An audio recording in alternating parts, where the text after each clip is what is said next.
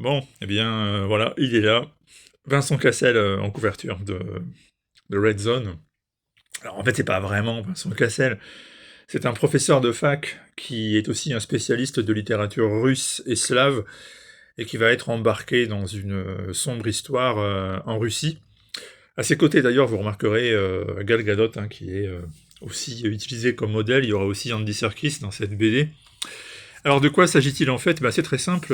Mike Deodato a une tendance à réutiliser des photos, des visages d'acteurs connus, pour illustrer ses bandes dessinées. Alors c'est généralement, ça peut irriter certains, ça peut plaire à d'autres.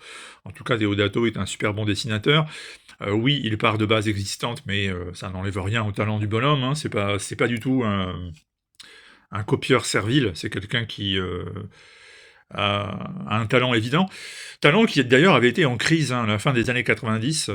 Lui-même avait admis qu'il avait été un peu boudé par les maisons d'édition les principales qui voyaient juste une sorte de caricature du style exagéré des années 90, et il a connu un sacré passage à vide après lequel il a dû réinventer son style, réinventer sa manière de faire, et aujourd'hui c'est un artiste mondialement connu, impossible de ne pas j'allais dire aimer, en tout cas reconnaître le style Deodato.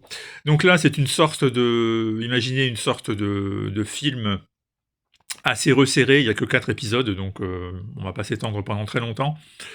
Notre Vincent Cassel en question donc est ici, je vous l'ai dit, dans la peau d'un enseignant de littérature russe et slave, et le gouvernement américain lui demande d'accompagner une équipe d'extraction à Moscou pour s'en aller ramener en Amérique une femme qui connaîtrait des secrets d'État et qui autrefois a eu une liaison, ça on comprend très vite, avec notre cher professeur, qui du coup accepte, ce sera l'occasion de retrouver une ancienne flamme, sauf qu'une fois sur place, eh bien le dîner durant lequel tous les personnages se rencontrent tourne mal puisque notre personnage à exfiltrer en question exige que sa fille la suive en Amérique, et personne n'était au courant qu'elle avait une fille. Cette fille, c'est ce personnage, cette jeune femme splendide qui accompagne Vincent Cassel, et très vite on va comprendre que les secrets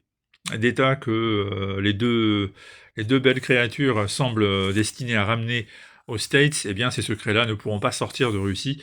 Il va y avoir une fusillade, on va tenter évidemment de les éliminer, mais là où l'histoire subit un twist complet et étonnant, c'est que notre petit professeur de fac, apparemment inoffensif, à tel point que dans les premières pages, il sursaute quand un étudiant s'approche et qu'il met ça sur le compte du thé un peu trop puissant qu'il a pris le matin, se révèle finalement être quelque chose d'autre. Hein. Ce n'est pas juste un enseignant, c'est quelqu'un qui autrefois était aussi un agent secret extrêmement compétitif. Il sait se battre, il sait utiliser toutes les armes, il est ultra badass.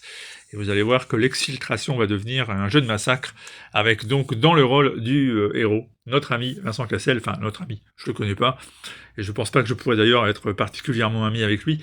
Néanmoins, il est là, il est au centre de ce récit, c'est toujours amusant de voir comment Deodato utilise ça.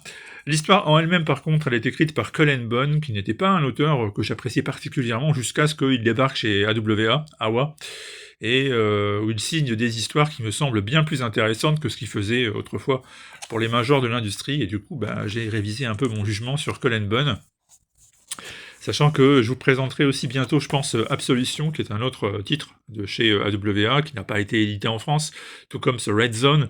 Ce Red Zone donc n'a pas été publié en France, aucun éditeur pour l'instant ne l'a adapté, donc on a encore de belles bandes dessinées à présenter en VF. Et donc ce Red Zone avec Cassel, mais dans Absolution, vous verrez, il y a aussi Gérard Depardieu, à un moment donné, qui intervient. Donc c'est assez drôle de voir les références utilisées par Deodato, et puis c'est assez drôle de voir que ces albums sont finalement de bonne qualité, hein. C'est des bonnes petites histoires qui ont à mon avis ont un potentiel commercial bien plus fort que la moitié de ce qui sort actuellement parfois chez beaucoup d'éditeurs. Je comprends pas pourquoi personne n'a investi là-dedans, c'est bizarre.